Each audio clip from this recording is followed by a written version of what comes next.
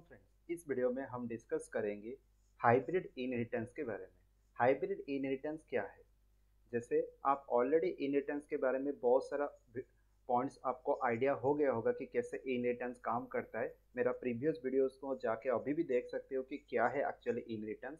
अभी इस वीडियो में हम ओनली डिस्कस करेंगे हाइब्रिड इनहेरिटेंस के बारे में। तो हाइब्रिड इनहेरिटेंस एक्चुअली होता क्या है? तो यहाँ पे आप देख सकते हो, मैं हाइब्रिड इंटेंस का एक पर्टिकुलर स्ट्रक्चर बनाया हूँ। तो जैसे ये क्लास ए है, ठीक है, ये क्लास है, इसका कुछ प्रॉपर्टीज है। उसी क्लास ए का एक अनदर क्लास है बी एंड अनदर क्लास है सी। तो क्लास ए का जो प्रॉपर्टीज है इनहेरिट कहाँ पे होगा? क्लास बी में होगा। क्लास बी में जो भी है एंड सी में जो भी प्रॉपर्टीज है वो सारा प्रॉपर्टीज डी में इनहेरिट होगा। मतलब क्लास ए बी सी का सारा प्रॉपर्टीज इनहेरिट होगा डी में। ठीक है, समझ में आ गया? तो ये है कंसेप्ट। तो अभी करना क्या है, अभी हम सिंपल क्लास करेंगे। ए बी सी के अंदर तीन वेरिएबल्स लेंगे एंड डी एक क्लास होगा जो बी एंड सी का इनहेरिटेड होगा। ठीक है, तो इसको हम बोल सकते हैं इनहेरिटेंस। समझ में आ गया? इनहेरिटेंस कैसे? Hybrid inheritance. इसको इनहेरिटेंस का एक फॉर्मेट जो कि हम बोलते हैं हाइब्रिड इनहेरिटेंस। आइडिया हो गया? तो अभी हम एक क्लास क्रिएट करेंगे जो कि इसी नाम पे होगा एंड तीनों ए में बी में एंड सी में, A B C and D के अंदर एक अनदर वेरिएबल आप ले सकते हो, नहीं तो डी में हम कैलकुलेट करेंगे ए बी सी का एक मल्टीप्लिकेशन करके वहां पे देखेंगे। ठीक है, तो चलो डायरेक्टली कोडिंग के अंदर हम चलते हैं। तो यहाँ पे मैं थोड़ा कमेंट दे देता हूँ, हाइब्रिड इनहेरिटेंस। ठीक है, हो गया। अभी यहाँ पे करना क्या, फर्स्ट स्टार्ट करते हैं, हाश इंक्लूड आईओस्ट्रीम, उसके बाद यूजिंग नेम स्पेस std। ठीक है, देन क्लास ए। ठीक है, आ गया। ये क्या है? क्लास ए है। तो अभी यहाँ पे हम क्या करेंगे, प्रोटेक्टेड कर सकते हैं। ठीक है, प्रोटेक्टेड तो ऑलरेडी आपको आइडिया आ गया होगा इनहेरिटेंस के आपका जो विजिबिलिटी के हिसाब से कितने टाइप के आपका विजिबिलिटी है एंड उसी के हिसाब से इसको हम जनरली एक्सेस मॉडिफायर्स बोलते हैं, जो कि विजिबिलिटी को क्राइटेरिया मेंटेन करता है कि पब्लिक के होने से क्या होगा, प्राइवेट से होने से क्या होगा, प्रोटेक्टेड होने से क्या होगा। तो मैं यहाँ पे एक वेरिएबल डिक्लेयर करता हूँ ए एंड यहाँ पे एक मेथड डिक्लेयर करता हूँ गेट ए।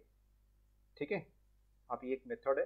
ठीक है, आप यहाँ पे इसको void गेट ए बोल सकते हो एंड यहाँ पे सी आउट के थ्रू इनपुट लो। ठीक है, एंटर द वैल्यू ऑफ ए। ठीक है, उसके बाद ए यहाँ पे डिक्लेयर कर सकते हो। समझ में आ गया? तो ये था आपका एक क्लास ए का एक प्रॉपर्टी एंड एक मेथड। ठीक है, आप इसको पब्लिक सेक्शन के अंदर डिक्लेयर करो। ठीक है, हो गया आइडिया? तो अभी हम नेक्स्ट हम चलेंगे क्लास बी। ठीक है, तो क्लास बी कॉलोन पब्लिक ए, ये तो आपको ऑलरेडी पता है। ठीक है, तो इसके अंदर भी हम एक अनदर वेरिएबल करेंगे that is called a int B, then public यहाँ पे आएगा। ओके, गेट बी एंड इसको भी आप void लेना है, हम कुछ रिटर्न नहीं कर रहे हैं इसलिए ये सिंपल void का मेथड होगा, एक method void method. Cout enter the value of B. ठीक है, देन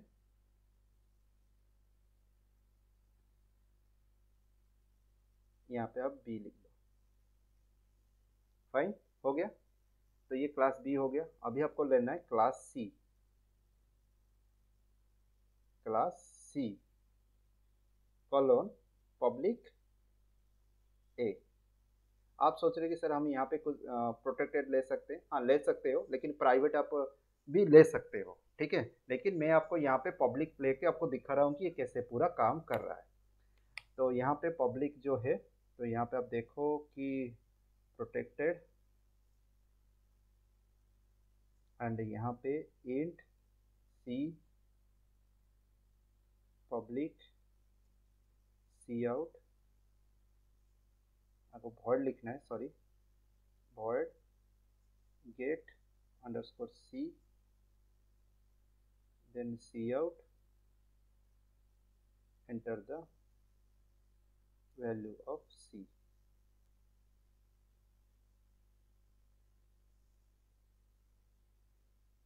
ठीक है, हो गया। तो ये क्लास बी पब्लिक ए। देखो अभी यहाँ पे जो हमारा प्रूव करना था, बी एंड सी ए को ही एक्सेस कर रहे हैं। ए का जो भी प्रॉपर्टी है बी में भी एक्सेसिबल है, सी में भी एक्सेसिबल है। अभी हम डी में क्या करेंगे, फाइनल डी में चलते हैं। यहाँ पे भी सेमीकोलन दे दो, क्लास का एंड में आपको सेमीकोलन देना चाहिए रूल के हिसाब से। क्लास डी कोलोन पब्लिक ए, सॉरी पब्लिक बी कॉमा सी, ऐसे भी लिख सकते हो। ठीक है, देन प्रोटेक्टेड कर सकते हो, यहाँ पे कुछ लेने करने की जरूरत नहीं है। पब्लिक, अभी यहाँ पे हम ओनली इम्प्लीमेंटेशन करेंगे, void मल। ठीक है, मॉल एक फंक्शन है जिसके अंदर हम मल्टीप्लाई करेंगे, लेकिन उससे पहले हमको सारा फंक्शंस कॉल करना है।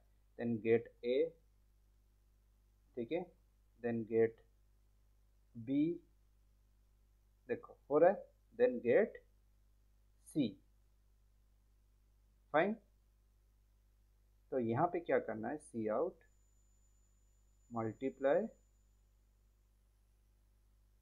All data. ठीक है, मल्टीप्लाई ऑल डाटा, तो ऑल डाटा को हमको मल्टीप्लाई करना है, ए इंटू बी इंटू सी। ठीक है, हो गया। मल्टीप्लाई होने के बाद आप यहाँ पे डायरेक्टली प्रिंट करो, तो आपको ओनली ये फंक्शन को कॉल करना है। ठीक है, देन यहाँ पे आपको इंट मेन फंक्शन रिटर्न 0। ठीक है, देन यहाँ पे आपको एक ऑब्जेक्ट क्रिएट करना है डी के नाम से, देन डी डॉट मल, बस इतना है। आइडिया हो गया। तो ये था आपका हाइब्रिड इनहेरिटेंस।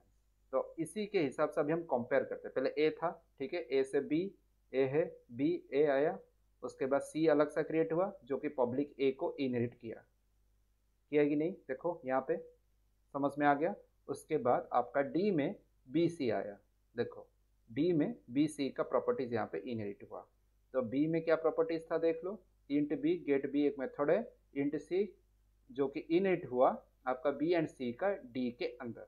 तो बी एंड सी में ऑलरेडी इनहेरिट हुआ है ए का प्रॉपर्टी। अगर आप चाहते हो तो यहाँ पे ये पब्लिक ए भी हटा सकते हो, क्योंकि ऑलरेडी बी के अंदर ए का जो भी प्रॉपर्टीज है यहाँ पे इनहेरिट हो रहा है। तो आप चाहोगे तो इसको हटा सकते हो, लेकिन आपको अच्छे से समझने के लिए मैं यहाँ पे पब्लिक ए को असाइन किया। ठीक है, समझ में आ रहा है। पहले देख लिया, ए सिंपल है, उसके बाद क्लास बी पब्लिक ए, ये इनहेरिट हुआ, सिंपल एक सिंगल इनहेरिट हुआ। उसके बाद ए से फिर से सी में जो क्रिएट होगा अनदर क्लास, वो सिर्फ ए को भी फिर से इनहेरिट करेगा, मतलब सी में भी ए को फिर से यहाँ पे इनहेरिट हुआ। उसके बाद यहाँ पे डी में बी एंड सी जो क्रिएट हुआ है, ए का जो भी प्रॉपर्टी है बी में भी गया है, ए में जो भी प्रॉपर्टी है सी में भी गया है, लेकिन बी सी को कंबाइंडली सारा प्रॉपर्टी डी में लाके रखना है। एंड यहाँ पे डी में ए एंड बी आप सी देख सकते हो। उसके बाद मल्टीप्लिकेशन एक नया मेथड क्रिएट किया गया एंड उसको मल्टीप्लाई किया गया, प्रिंट करके दिखाया। तो अभी हम चलो रन करते हैं एंड देखते हैं क्या है। अगर कुछ इशू है तो एरर दिखाएगा। यस, एरर यहाँ पे दिखाया ए का। ए क्यों दिखाया, इंट ए ग्लोबलाइजेशन। ठीक है, चेक करते हैं।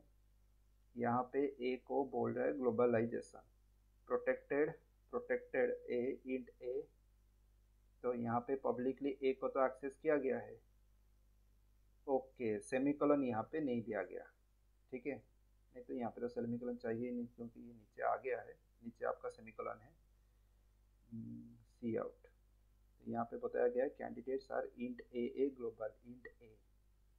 ठीक है, ये प्रोटेक्टेड, इसी के अंदर ये मेथड आपका डिक्लेरेशन हुआ है, क्लास के अंदर ही एक्सेसिबल है, क्लास के बाहर तो एक्सेसिबल नहीं है, लेकिन इननेट तो हुआ, यह तो काम कर रही है। तो यहाँ पे प्रॉब्लम कहाँ पे हुआ देखते हैं। पब्लिक बी एंड सी, यहाँ पे हम पब्लिक दे देते हैं, एक्चुअली ये भी अलाउ करता है। ठीक है, फिर से रन करते हैं, वही ए के जगह पे दिखा रहा है। तो देख लेते हैं कि ए यहाँ पे क्यों ऐसे इशू दिखा रहा है। ए में हम ए को डायरेक्टली एक्सेस नहीं कर सकते, ये भी एक पॉइंट है। हम यहाँ पे मेथड को कॉल कर रहे हैं। ठीक है, मेथड को कॉल कर रहे हैं। मेथड कॉल करने के बाद कैसे हम तो प्रोटेक्टेड है ना, तो ये सारा चीज़ ए कैसे यहाँ पे एक्सेस होगा। ए तो आपका प्रोटेक्टेड के अंदर है, अगर पब्लिक के अंदर होता तो ये एक्सेसिबल हो जाता। हम मेथड्स को यहाँ पे कॉल किए, तो मेथड्स में अंदर जो भी डाटा है, अब यहाँ पे तो ये कॉल हुआ। ठीक है, कॉल होने के बाद हम डायरेक्टली यहाँ पे पब्लिक सेक्शन के अंदर ये मॉड फंक्शन के थ्रू एक्सेस कर देते हैं उसका ये कौन सा प्रॉपर्टी। तो हम यहाँ पे gate A into gate B into gate C, जो भी उसके अंदर डाटा है उसको हम डायरेक्टली में मल्टीप्लाई कर सकते हैं। तो चेक करते हैं ये हो रहा है कि नहीं। ठीक है, ये सारा यहाँ पे हम जो भी एक्सेस कर रहे हैं ना, गेट ए को यहाँ पे मल्टीप्लाई ऐसे नहीं कर सकते। अगर रिटर्न करेगा तब जाके होगा ना, ये डाटा तो रिटर्न नहीं कर रहा है। अभी यहाँ से आपका ओके, यहाँ पे एक बड़ा गलती मैंने किया हूँ, सी इन करना था, सी आउट करके रखा हूँ, सॉरी, बहुत बड़ा गलती है। तो इसको आप पहले ए का डाटा तो इनपुट तो करो, तो सी इन होगा यहाँ पे, cin enter the data.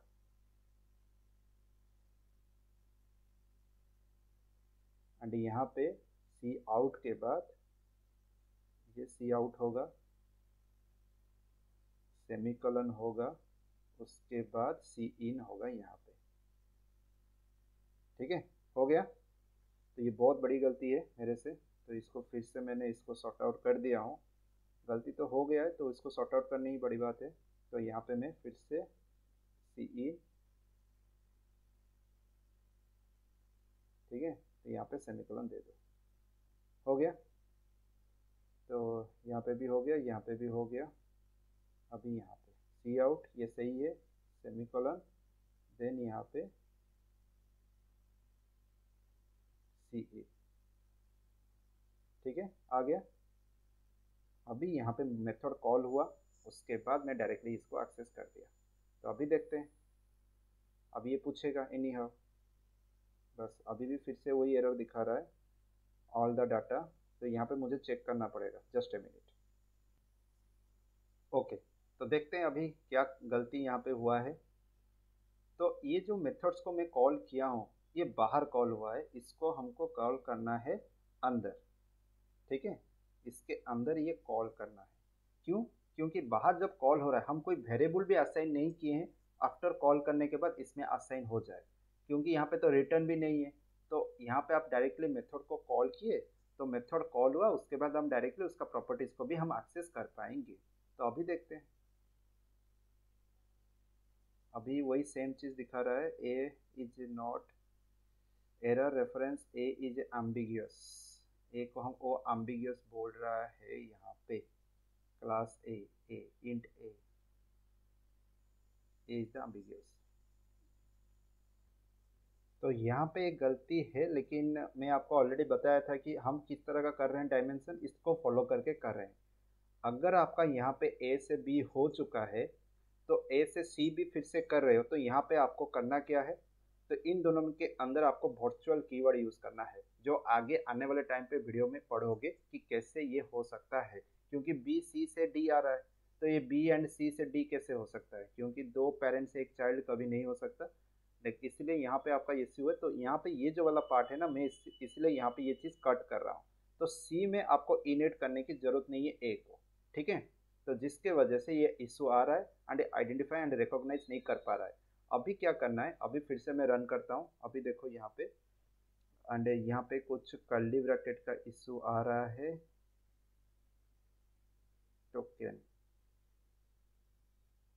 सब तो सही है, यस। यहाँ पे ये जो कॉलोन है इसको हटाना है बस। अभी चेक करते हैं, अभी मुझे लग रहा है तो हो जाएगा, यस हो गया। 10 2 3 हो गया 60। तो यहाँ पे मल्टीप्लाई करना था, तो ये मल्टीप्लाई हो गया। सारा पर्टिकुलर मेथड्स को यहाँ पे कॉल भी कर दिया गया। कॉल करने के बाद मैंने यहाँ पे सारे डाटा को मल्टीप्लाई कर दिया, क्योंकि ये मेथड हम यहाँ पे इनहेरिट हो रहा था। इनहेरिट होने के वजह से मेथड सारे एक्सेसिबल हो पाए, उसके बाद मैंने यहाँ पे मल्टीप्लाई भी कर पाया। आप अगर इसको बाहर भी रखते हो तो क्या होता है, अभी देखो आपका माइंड में भी ये क्वेश्चन आ रहा है, अगर हम बाहर भी रखते हैं चलेगा क्या नहीं। देखो क्या हो रहा है, अभी डायरेक्टली वो डाटा दिखा दिया जीरो, क्योंकि वो डाटा तो हम डायरेक्टली कॉल नहीं कर पाए। इसके अंदर क्या हुआ, कॉल हुआ डाटा को भी हम डायरेक्टली एक्सेस कर पाए और मेथड को अंदर प्रिंट भी कर पाए। तो इस वजह से इसको हमको मेथड के अंदर रखना सही है। ठीक है, तो आप जितना ज़्यादा कोड करोगे आपको आइडियाज भी आएगा कि कैसे आपको पता चलता है कि ये मेथड अंदर रखना है। इसलिए रखना है क्योंकि ये सारा मेथड इनिट हो रहा है। जब इनिट होगा मतलब यहाँ पे वो सारा डाटा कॉल होगा, इनपुट होगा। इनपुट होने के बाद इस सारे डाटा के अंदर मतलब ये जो मेथड्स हैं, इस मेथड के अंदर जो भी वेरिएबल्स हैं, अगर सारा डाटा इनपुट हो जाता है तो उसमें वैल्यूज ऐड हो जाएगा। जब वैल्यू इनपुट हो जाएगा तो आपको तो पता है इनिट हो रहा है ना, इनिट के वजह से ए बी सी डायरेक्टली हम मल्टीप्लाई कर पा रहे हैं। तो ये था हाइब्रिड इनहेरिटेंस। आगे आने वाले टाइम पे वर्चुअल के ऊपर आपको एनालिसिस मिलेगा, पता चलेगा कि वर्चुअल कैसे काम करता है। तब जाके यहाँ पे आप पब्लिक सी कर सकते हो, मतलब पब्लिक ए कर सकते हो। अभी यहाँ पे ये इशू हुआ, लेकिन आने वाले टाइम पे वर्चुअल के मदद से ये चीज़ आप सॉल्व कर सकते हो। ठीक है, तो आइडिया हो गया कि कैसे करना है। तो this is called generally hybrid inheritance का एक एग्जाम्पल है, जिसके थ्रू आपको पता चला कि कैसे हाइब्रिड इनहेरिटेंस हम करते हैं, सॉल्व करते हैं। ठीक है, आइडिया हो गया। Thank you.